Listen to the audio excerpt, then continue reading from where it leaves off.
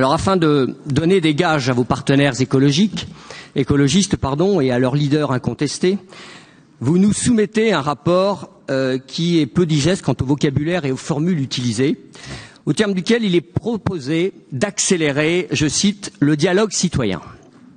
Nous notons au passage que si le mot citoyen est répété 271 fois, sans les annexes, pas une seule fois vous nous donnez une définition claire et précise de la citoyenneté française, cette notion étant sans doute trop réductrice à vos yeux.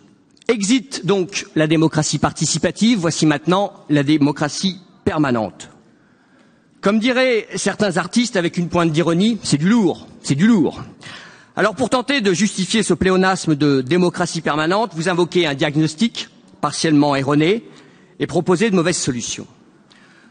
Vous partez du postulat selon lequel il y aurait une crise de confiance à l'égard de notre système démocratique, qualifié un petit peu de façon péjorative de légitimité d'hier. Ne pensez-vous pas que cette crise de confiance du citoyen à l'égard de nos institutions, de nos élections, s'exprime en réalité à l'encontre de la gauche et de la social-démocratie et de ses technostructures? Eh oui, les peuples se réveillent partout en Europe et décident souverainement de ne plus faire confiance aux élites de cette social-démocratie qui n'a jamais respecté ses promesses, trahi tant de fois ses électeurs. Un vent nouveau souffle en France et en Europe. Les récentes élections en Italie et en Hongrie en sont le parfait exemple. Les peuples ont décidé de reprendre leur destin en main. Vous appelez ça avec dédain le populisme, nous appelons ça la démocratie.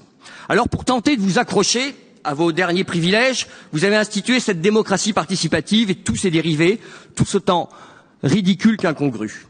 Il y a les cordées du territoire, les fabriques, les forums territoriaux 360 degrés qui nous donnent tous le tournis. Parallèlement, vous avez aussi parfois méprisé la démocratie représentative, celle issue de notre Assemblée, en oubliant de lui soumettre des textes relevant de sa compétence. Je pense notamment au plan 1 million de formations qui nous a été communiqué in extremis la veille de la dernière commission permanente parce que nous en avons fait la demande. Je pense également au protocole avec l'État sur la gouvernance des TET, dont le texte n'a jamais été débattu en Assemblée. Mais revenons à la démocratie participative. Vous le savez et avez pu le constater, toutes ces expérimentations dites participatives peinent à mobiliser les foules. Si on déduit les élus locaux, qui semblent obligés d'assister à vos réunions, seules quelques personnes, qui peuvent parfois être comptées sur les doigts de la main, daignent se déplacer.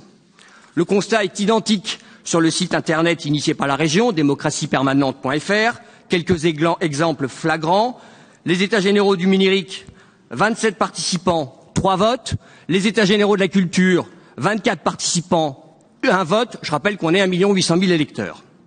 Le Césaire le concède lui-même en constatant que le grand public n'a participé que marginalement aux grands événements régionaux comme ceux organisés autour de l'élaboration du SRADET.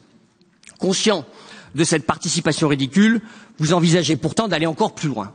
Et vous nous proposez la démocratie permanente. Alors qu'est-ce que c'est que la démocratie permanente? J'ai envie de dire c'est la démocratie participative à la puissance 10. Outre l'information, la consultation, la concertation, vous voulez y ajouter désormais la co-construction et la codécision. Et bientôt, ce sera la consternation. Quand on s'apercevra que le citoyen ne se mobilisera pas davantage pour ces usines à gaz prétendument démocratiques qui éloignent encore plus nos concitoyens de la chose publique. Je n'évoque même pas le risque d'illégalité que pourrait engendrer le principe de codécision que vous allez tenter de mettre en œuvre.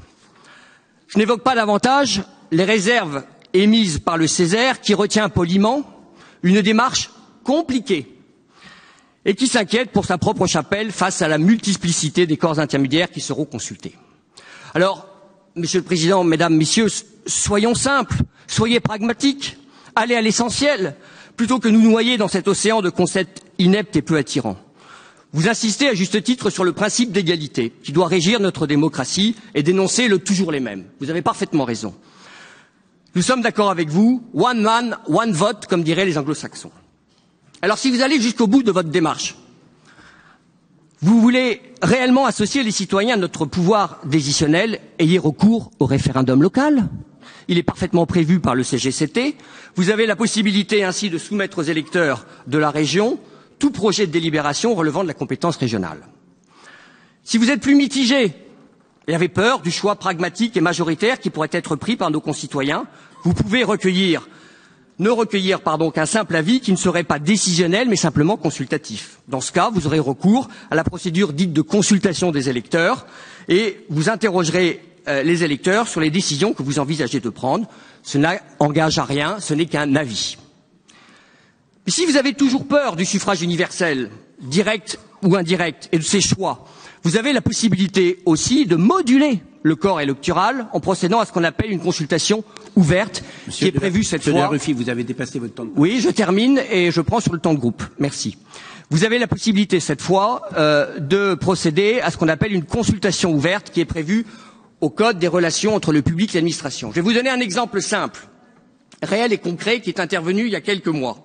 C'est la consultation par Internet ou via des bulletins imprimés qui a été organisée dans la nouvelle région Languedoc-Roussillon, Midi-Pyrénées, qui a été ouverte aux personnes de plus de 15 ans, habitant la région ou déclarant y avoir une attache, afin qu'ils soient statués sur le nouveau nom de la région, qui, en l'occurrence, a été décidé l'Occitanie. Alors cette consultation, elle n'a pas été initiée par d'affreux populistes, mais par votre amie, Madame Delga. Elle a même été validée par le Conseil d'État. Vous voyez, on peut faire simple. Pourquoi faire simple quand on peut faire compliqué? Alors encore une fois, Monsieur le Président, arrêtons cette mascarade de démocratie participative ou permanente. Comme l'a dit Guillaume Pelletier, la démocratie, c'est le pouvoir du peuple, par le peuple et pour le peuple. N'ayons pas peur du peuple, de la vraie démocratie, du suffrage universel direct ou semi-direct, et des choix qui pourraient être faits par la majorité d'entre nous, au nom de l'intérêt général, et non par quelques-uns qui ne défendront que des intérêts particuliers. Osez le référendum, osez la consultation directe. Je vous remercie.